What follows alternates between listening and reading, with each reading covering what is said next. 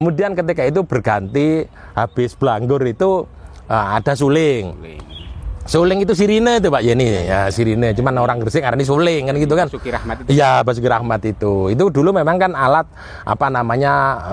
perang lah ya. Kalau ada bahaya atau ada apa itu berbunyi dulu. Itu kan difungsikan sejak zaman Belanda, juga zaman Jepang. Ya. Tapi kearifan orang Indonesia itu kan luar biasa, khususnya leluhur kita Gresik itu. Lah ketika sampai pada Ramadan itu digunakan untuk menunjukkan sudah waktunya berbuka. Suling itu bunyi kan begitu. Dan jangkauannya juga lumayan suling itu gitu, sehingga suling itu bermanfaat juga pada waktu itu untuk menunjukkan waktu berbuka sudah masuk begitu Pak Jenny kan gitu. Itu ada dua kan sekarang? Ya, yang satu itu KW mungkin ya. Oh iya. Ya, depan GNI. Iya, saya ngomong KW itu kan berarti itu produk jelek atau bukan. Artinya tingginya kan lebih pendek. Iya. Jadi kayak gardu listrik cebol akhirnya kan gitu kan.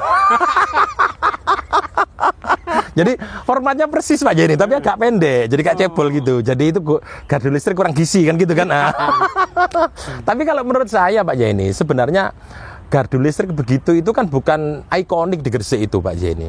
Karena zaman Belanda itu hampir semuanya gardu listrik itu ya bentuknya begitu. Iya, di mana-mana. Di mana-mana begitu. Artinya bahasa elektriknya yang benar itu namanya apa nggak tahu. Tapi leluhur kita itu dulu kalau nyebut gardu listrik begitu. Karena gede kayak gardu gitu gede banget kan. Surabaya juga ada. Surabaya ada. Kemudian di Gresik itu nggak satu-satunya Pak Yeni. Dulu itu ya di Bata itu di depan Anim, PLN itu satu yang utuh sampai hari ini.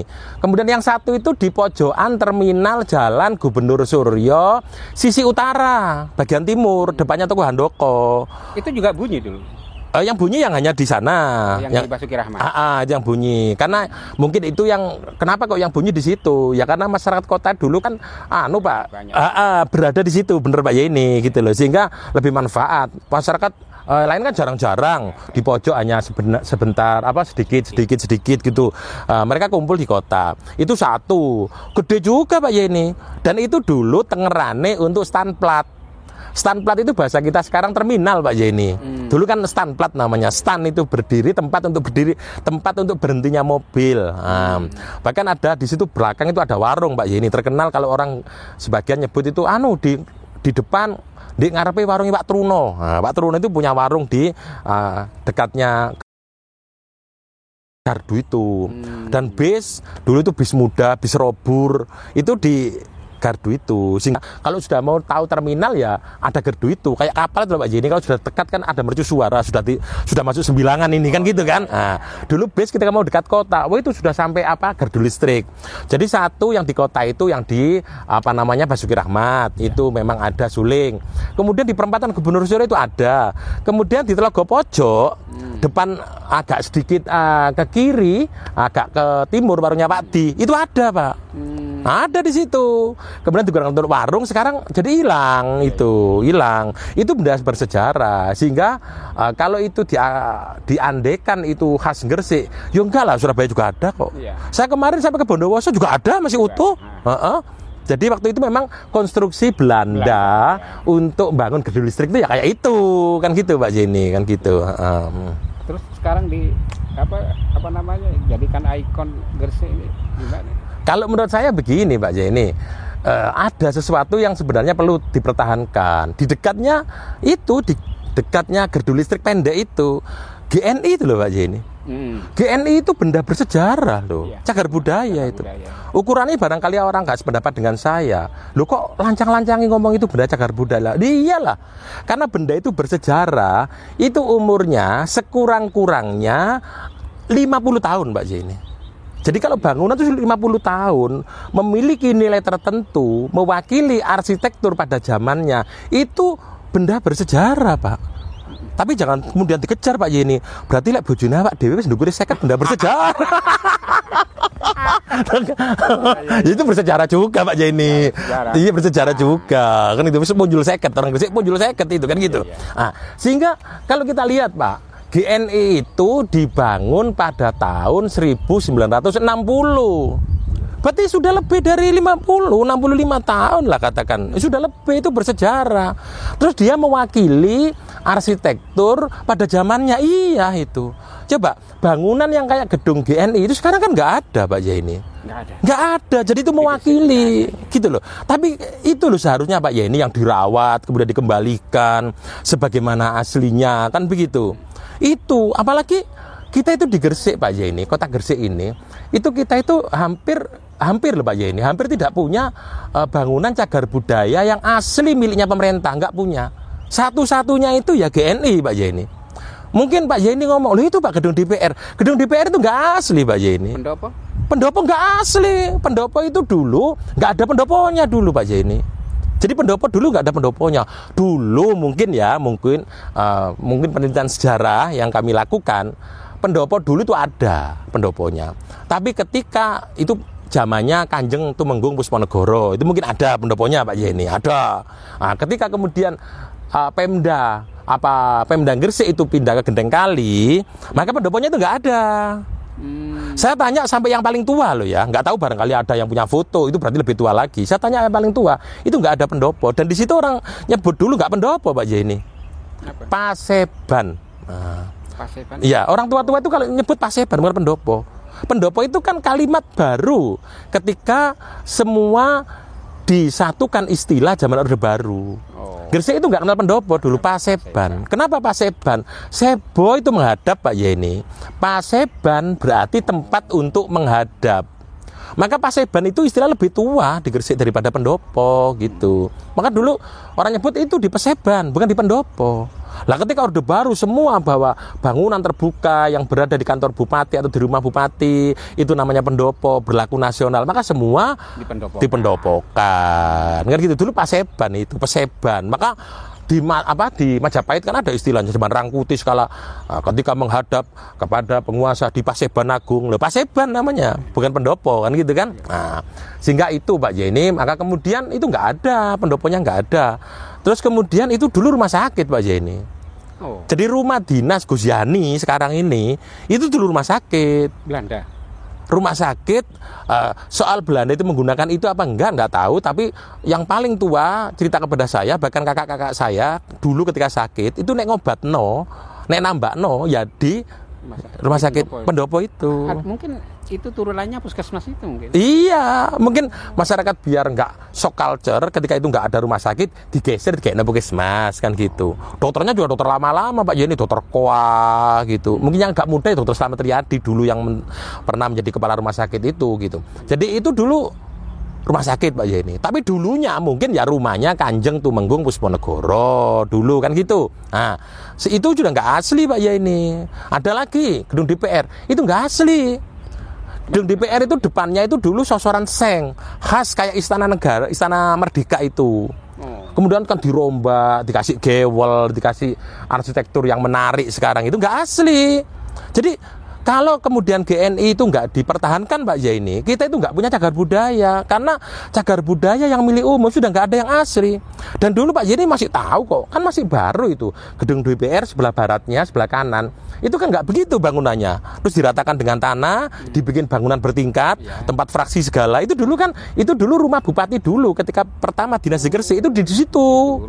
Rumah dinasnya bupati pertama gitu. Kayak zaman Pak Wasi Haji, Pak pernah tinggal di situ. Ketika pendopo masih diperbaiki. Itu memang kantor DPR itu? Bukan, saya mendapatkan kisah dari orang Gresik yang cukup tua Pak Yeni. Itu dulu rumah Cina Pak Yeni, yang punya namanya Kim Piang. Tapi saya tidak mendapatkan tertulis administrasi itu loh Pak Yeni, sertifikatnya. Saya belum tahu, tapi orang tua-tua mengatakan itu dulu rumahnya Cina yang punya namanya Kim Piang. Jadi rumah. Terus ada lagi Pak Yeni seberangnya DPR yang sekarang jadi kantor Telkom. Wah, itu dulu menarik sekali Pak. Lucu mungil bangunannya, arsitekturnya bagus sekali. Ketika saya kecil yang saya tahu itu dulu digunakan kantor telegraf. Telegram. Iya, Telegram itu di situ. Dulu kan belum ada WA, belum ada. Jadi orang Telegram itu jauh-jauh dari mana-mana itu ke situ. Bangunannya antik banget gitu Pak Yeni. Terus sebelahnya itu dulu namanya Gedung Guci Pak Yeni. Yang kantor Dinsos itu. Kantor Dinsos itu dulu kantor bupati Pak Yeni. Jadi sebelah kidul itu pendopo, ngarepe pendopo itu kantor bupati. Tapi itu dulu juga rumah Pak Bupati. Pak Bupati Pak Yeni. Iya. Itu dulu rumah juga.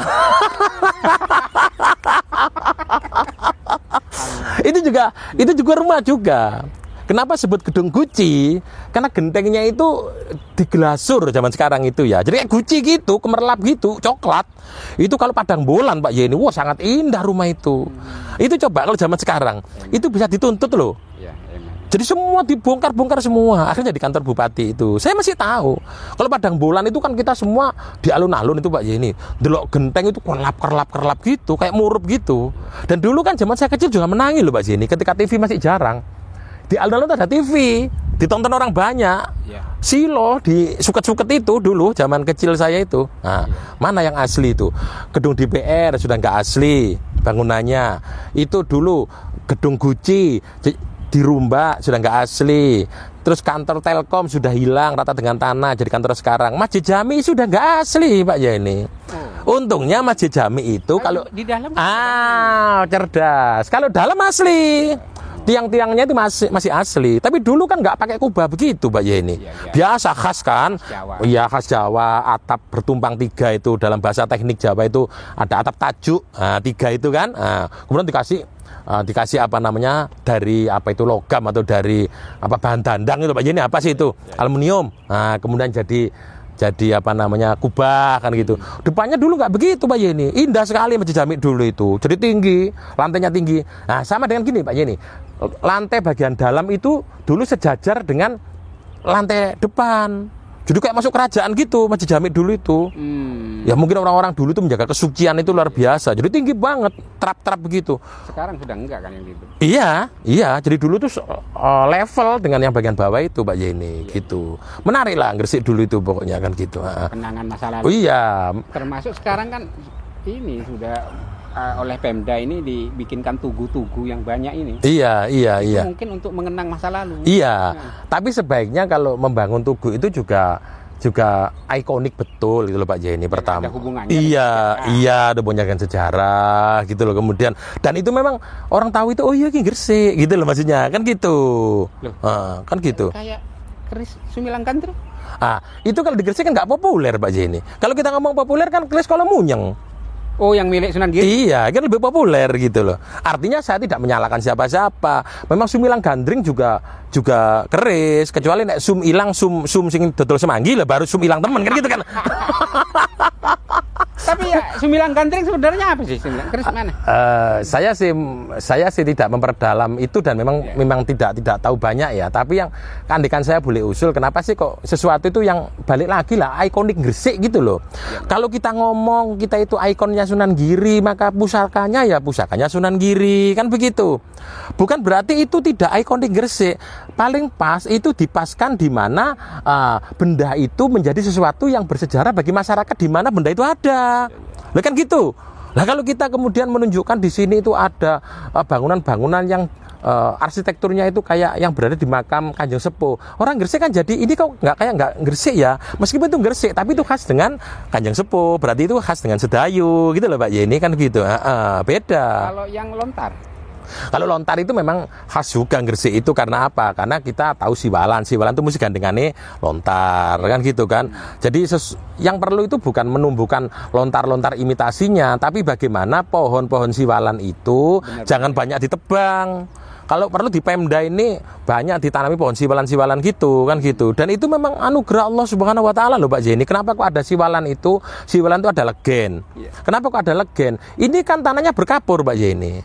Lah ketika orang banyak minum kemudian menggumpal, maka legen itulah yang untuk mengurai kapur itu kan begitu. Jadi Gresik itu memang siwalan itu khas Gresik itu kan gitu. Ental itu kan gitu. Gitu Pak Yeni. Jadi kalau menurut Pak Toha seperti kembali lagi ke Gardu Suling di depan GNI itu yang idealnya itu dibangun apa itu? Menurut saya ya yang ikonik dan tidak memberikan kesan menutup orang ketika mau lalu lalang di perempatan kan gitu. Pertama. Misalnya apa? Kan bisa taman yang indah saja. Saya kasih contoh ya Pak Yeni. Ini saya tidak berarti mendiskreditkan siapa, mengangkat siapa. Jenengan kalau sekarang ke Surabaya Pak Yeni ya, jalan-jalan di Surabaya, itu sudah nggak ada bedanya dengan Singapura loh Pak Yeni. Dan jarang sekali ada monumen-monumen cukup tamannya itu ditata demikian bagus, tempat pedestrian orang jalan kaki juga enjoy, rumput-rumputnya dipangkas, pohon-pohonnya ditata. Di depan alma mater saya Pak Jenny, saya tadi pagi kan dari Surabaya naik motor loh Pak Jenny. Kalau naik mobil kan saya mungkin mata saya bisa silap, naik motor sudah nggak ada bedanya dengan Singapura, hanya ditata tanamnya taman indah. Kalau kita mau misalkan di menuju Pantura itu Pak Jenny, itu kan masuk gersang luar biasa, pohon-pohonnya sudah tidak indah, dipandang juga tidak sedap. Sebaiknya dipotong, diganti pohon baru, ditoto jejer bagus, ikut meliuk-liuknya jalan di Pantura itu menuju Bayat, menuju Bunga, indah Pak Jenny. Kemudian pabrik-pabrik di sekitarnya itu dikasih tugas wajib menjaga depannya itu Pak Yeni, kan jadi indah orang lewat, nggak usah susah-susah lah Pak Yeni, pohonnya disamakan semua jadi indah loh. Belanda juga sama kok dulu, semua asem. Oh, berarti panjenengan tahu juga kan? Jadi tahu. Jadi kelas jalan sudah bisa dibaca. Yang samping kiri kanan asem. Dulu kan begitu. Kalau jalan kampung kates kan gitu. Iya toh. Jadi sama lihat kalau dari sini sampai ke Banyuwangi asem terus gitu. Sekaligus Pak ya ini, asam itu kan untuk tangkis Pak ya ini. Lah ono rem blong kan lumayan untuk ngerem Pak. Karena rumah kan gitu kan gitu. Pertama, yang kedua, asam itu meskipun berbuah kan nggak bahaya Pak. Ya. Misalnya kalau pohon nangka Pak, kemudian terus orang lewat, getaran mobil jatuh, ngeberki orang naik sepeda, bunyi Pak kan gitu. Karena pohonnya gede kan gitu. Jadi kalau kita mau Pak Jenny, Pantura itu ditoto yang indah begitu ya. Jalannya apalagi meliuk-liuk gitu kan. Kemudian pohonnya jaraknya sama, terus tingginya sama, jenis pohonnya sama, terus kasih warna batangnya itu sama, entah putih, entah hijau, entah oranye atau selang-seling. Indah Pak ya ini. Jika ada orang naik motor ketika panas, sambil sama anaknya buka rantang, gelar di suket hijau di bawah, wah indah, gak usah mahal-mahal Pak Jenny. Nah, dan itu saya lihat Pak Jenny ketika saya ke Brunei juga begitu. Brunei, apalagi Brunei itu kan negara kecil ya Pak Jenny, sehingga diefektifkan betul tanah itu. Dan yang saya tahu di sana jarang ada gambar-gambar, bukan gambar sih, monumen-monumen patung-patung jarang. Yaitu taman semua ditata, antara jalan dengan tanah kiri kanannya itu badan punggung apa namanya, bahu jalan kok punggung, bahu jalan itu rata, kemudian tanahnya subur, hijau rumputnya gitu, kemudian pohonnya sama, indah Pak. Jadi nggak usah kita itu banyak-banyak apa namanya mengeluarkan anggaran yang hanya itu terkumpulkan hanya itu saja. Terus kalau kemudian kita bangun di kota, nanti ini gedung ini apa namanya ini patung ini, terus kapan daerah itu merasakan itu kan gitu? Karena terus ditata. Sama dengan kalau kita mau jujur Pak Yeni, GNI itu Pak Yeni ya, kita itu untung oleh leluhur kita ditinggali gedung yang kayak demikian. Saya mengatakan tadi itu barang bersejarah, balik lagi Pak Yeni. Usianya sudah 50 tahun. Acara apapun dulu di Gresik Pak Jenny, acara apapun itu dulu mesti di gedung itu. Karena ada yang mengatakan lagi, apakah itu pernah digunakan untuk kenegaraan dan fenomena besar? Semua fenomena negara itu di situ dulu. Ketika dulu Gresik belum punya gedung-gedung lain kan, mau rapat pemilu juga di situ. Coba ada bupati datang juga di situ gitu. Karena nggak punya gedung lagi loh Pak Jenny. Lah kok sekarang dibengkalekan begitu? Orang itu nganggap kalau vandalisme itu kan anak muda yang nakal, merusak apa namanya fasilitas umum, coret-coret, nyoploki tekelnya, nyoploki aksesorisnya. Kadang-kadang bukan anak muda yang vandalisme itu. Penguasa yang tidak tahu peninggalan itu juga vandalisme. Jangan-jangan penguasa itu kadang-kadang nggak tahu, dibiarkan biar rusak. Justru itu lebih parah dari vandalisme. Nah kan gitu. Kenapa? Biar itu nanti rusak, kemudian entah itu dibangun lagi, entah ditawarkan investor, nggak tahu. Pokoknya yang jelas, pokoknya dibiarkan rusak kan gitu. Dan cara menghilangkan cagar budaya itu memang cara salah satunya yaitu Pak Yeni. Dibiarkan rusak, kalau sudah rusak, sudah nggak layak lagi, dibongkar. Alasannya itu. Padahal itu bersejarah. Berapa orang yang nikah di situ? Dalam artian nikah itu resepsi di situ. Termasuk saya loh Pak Jenny. Itu kan punya sejarah berarti gedung itu kan gitu kan. Untuk saya, apalagi untuk yang lain. Belum lagi ketika ada konferensi organisasi di situ, ada pertemuan KNPI dulu ya di situ. Di mana lagi? Nggak ada lagi. Saya masih tahu sih dulu di situ ada kegiatan-kegiatan. Iya. 6 tahun terakhir gitu loh. Iya. Lah. Terus kalau kita itu mau Pak Jenny, untunglah seorang pengendali kekuasaan Pak ya ini, itu dia membangun sesuatu yang bagus, tapi dia membagusi apa yang tinggalkan oleh leluhurnya itu lebih bagus lagi.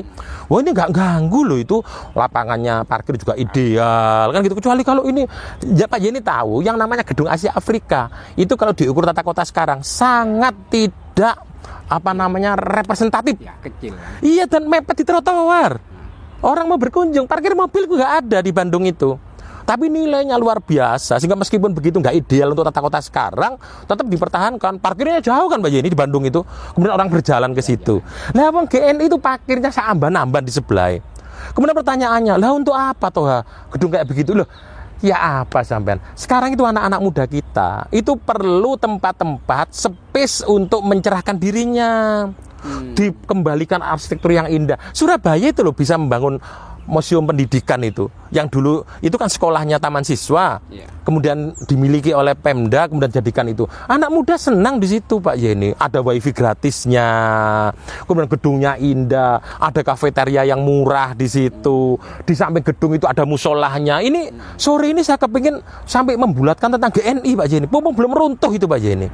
Kalau terlanjur runtuh, kita itu sudah nangis toh. Sejarah hilang, eman. Saya diceritani Pak Yeni. Dulu itu beliau itu pernah menjaga beberapa acara-acara namanya Baber, itu Banser dulu itu. Dia cerita ke saya. Kebetulan waktu itu saya ngomong tentang GNI itu Pak Yeni. Ternyata Baber cerita ke saya, "Loh, ini ku barang bersejarah Pak," katanya gitu. "Kok gitu, Mbak?" Itu dulu Pak ya, Gresik itu nggak punya gedung. Dan itu gedung paling mewah di Gresik. Saya ikut bangun karena waktu itu saya nyumbang bata, Pak. Baber itu nyumbang bata itu artinya begini Pak Yeni. Dulu itu gedung GNI itu sekolah rakyat. Kemudian itu oleh Bupati Gresik, tapi Bupati Surabaya dulu kan, sekolah rakyat itu dipindah ke sekolah kebangsaan. Itu versinya Baber ya. Kemudian itu sudah rata, dibangunlah GNI. GNI itu swadaya rakyat. Sumbangan anak sekolah itu disuruh bawa bata satu-satu. Ada yang jual koran. Iya, itu kan bersejarah loh. Jadi nggak iso dibantah, itu gedung bersejarah itu. Ada yang jual barang bekas, botol-botol, ngumpulkan botol, itu masih ingat semua loh Pak Yeni, orang tua-tua itu. Jadi ngumpulkan umplung, black gitu kan. Untungnya dulu nggak ada pemulung kan, jadi nggak ada yang nyuri gitu-gitu. Akhirnya, akhirnya dikumpulkan sendiri. Kemudian koran-koran macam-macam itu, kemudian dijual. Disuruh ngumpulkan bata satu anak satu, ngindit botol Pak Yeni. Kemudian jadi bangunan itu, dan bangunan itu megah pada zamannya Pak Yeni, bangunan itu megah, maka itu layak. Kemudian itu yang tidak yang di perempatan, digeser aja di gedung itu. Manfaatnya nanti dibikin space yang sangat indah, arsitektur. Kemudian ada foto-foto bupati dulu, tapi digambar kayak gambar Bung Karno itu Pak, hitam putih gitu loh kan, kayak gambar kuno gitu kan ya. Terus lampunya kuning, temaram, terus sama tahu sekarang itu depan gedungnya itu Pak Yeni, yang namanya rumputnya sak gini-gini Pak Yeni, sak gini-gini itu dibabat, dikasih pohon bunga-bunga yang indah, lampunya temaram, di taman-taman itu ada kursi-kursi taman, anak-anak muda mesti seneng di situ. Ada kafeteria murah-murah, kemudian di sampingnya itu ada musolahnya loh Pak. Ada. Pas kan? Ya, ada. Ada, gedung itu representatif Pak Yeni. Kenapa nggak dikembalikan lagi gitu loh? Apa memang dibiarkan begitu? Sehingga nanti kalau kemudian sudah parah, sudah hancur, kemudian layak untuk dirobohkan. Itu kan namanya vandalisme yang dilakukan oleh pemegang kendali kekuasaan Pak Yeni, kan begitu. Gitu. Nah, ada lagi Pak Yeni. Masyarakat Gresik itu senang ritual, senang kumpul-kumpul.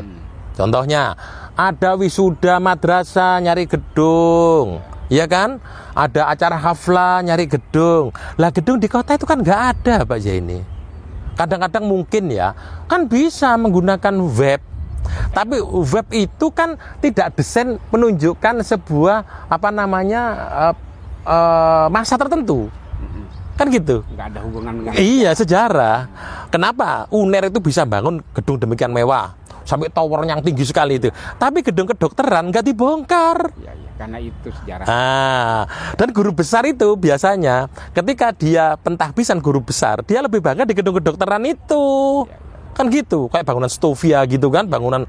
Nah, itulah. GNI itu layak untuk itu, Pak, sebenarnya itu. Itu ya? Iya, kan gitu. Nanti anak muda di situ. Kemudian sarana diskusi. Terus kalau ada haflah, ada wisuda madrasah, silakan pakai itu. Dan biaya yang sangat murah. Lah wong ditinggali luhur kita gedung kok malah dihancurkan, diterbengkalaikan. Itu kan kita merasa bersalah. Kita jangan enak-enak loh, nanti diadili oleh penerus-penerus kita loh, karena kita nggak bisa mengamankan itu, Pak Jenny. Kan begitu? Ya. Mungkin ini apa namanya bincang-bincang kita tentang budaya dan peninggalan-peninggalan sejarah yang di Gresik, tentang apa namanya Tugu, juga tentang bangunan sejarah cagar budaya GNI. Harapannya tentu kita masyarakat ini ingin pemerintah merawat, sehingga bisa kembali fungsinya menjadi fungsi budaya. Iya, karena itu masih bisa dimanfaatkan, Pak Jenny. Jadi asas manfaat ada, asas sejarah juga ada, Pak Jenny. Kan gitu. Ini loh, orang akhirnya lihatnya kan gini. Oh, berarti Gresik pada tahun 65 itu solidaritas sosialnya tinggi ya. Loh, gitu loh. Ajarnya kan begitu. Contohnya, bangun gedung itu loh. Kita itu iso bareng-bareng ngumpulkan koran bekas, ngumpulkan botol, bawa bata satu-satu. Itu kan membangkitkan rasa kesetiakawanan sosial lagi kan. Loh. Sekarang hampir tidak ada. Ada orang bangun gedung gotong royong. Iya, sudah nggak ada kan gitu. Kan proposal kan gitu. Coba. Nah, ini kan sebuah tindakan yang luhur, Pak. Dan itu harus betul-betul terus diuri-uri lah di Gresik itu, diuri-uri ya. Itulah orang Gresik itu begitu. Dan jangan lupa loh. Kita itu waktu itu kantor bupatinya itu masih di Surabaya, Pak Jaini. Iya. Sehingga logis kalau gedung itu paling mewah. Oh, batinya kan di Genteng Kali. Iya. Kita nggak punya gedung bagus, ya itu gedung bagus kita. GNI itu gedung bagus kita itu, gitu. Apalagi kalau isinya, Pak Yeni. Zaman saya kecil dulu, di atasnya itu ada gamelan lengkap. Jadi kalau Pak Yeni masuk gedung, terus ada tangga naik, di tengah-tengah tangga itu ada lambang Satya Bina Kertara Harja itu, lambang Gresik itu. Di ruangan itu dulu ada namanya gamelan tuh lengkap. Saya masih ingat kayunya warnanya merah, entah ada atau enggak saya nggak tahu. Gamelannya? Iya saya nggak tahu. Dulu lengkap ada. Terus pernah dulu ada juga di gedung DPR itu bagian depan di terasnya itu juga ada gamelan lengkap gitu. Itu yang namanya gongsonya, yang namanya kuningannya itu kemerlap kayak emas gitu. Jadi anak kecil itu melihat dari pagar itu gamelan lengkap sekali. Sekarang juga nggak tahu di mana gamelan itu. Karena itu milik pemerintah kan? Gamelannya. Di DPR berarti milik pemerintah kan gitu. Mau Pak Mantep taruh situ marah nanti kan situ gak bayangan Pak Mantepnya kan gitu. Nggak ada. Loh, orang pertama kan gini. Itu hilang pertama. Kalau itu milik pemerintah berarti milik masyarakat. Itu dari pajak. Berarti kan tidak boleh dihilangkan begitu saja. Aset negara. Kan gitu kan? Perlu ditelusuri. Ditelusuri. Dan secara harga, Pak, gamelan yang asli Pak itu mahal, Pak. Beratus-ratus juta loh, Pak. Beratus-ratus juta. Belum lagi nilai historisnya, Pak. Kenapa kok gamelan yang ada di keraton itu begitu diamankan? Karena tuanya. Jadi ojo ndelok gamelan nih. Tapi itu bersejarah gamelan itu. Kan begitu. Gitu, Pak Jenny. Mungkin ini untuk sementara Pak Toha cukup ya. Kita bicara tentang merefleksi kembali sejarah-sejarah yang perlu kita evaluasi bersama. Iya. Apa namanya? Mungkin kalau dikatakan kita itu bablas ya bablas. Kebablasan sampai tercabut dari akar-akarnya. Iya. Di momen Ramadan ini kita perlu evaluasi betul. Termasuk evaluasi itu semua. Betul. Oke, pemirsa, nanti kita ketemu lagi dengan Pak Toha ya, dengan tema yang lain yang lebih menarik tentunya ya. Kita tunggu bersama-sama. Oke. Terima kasih.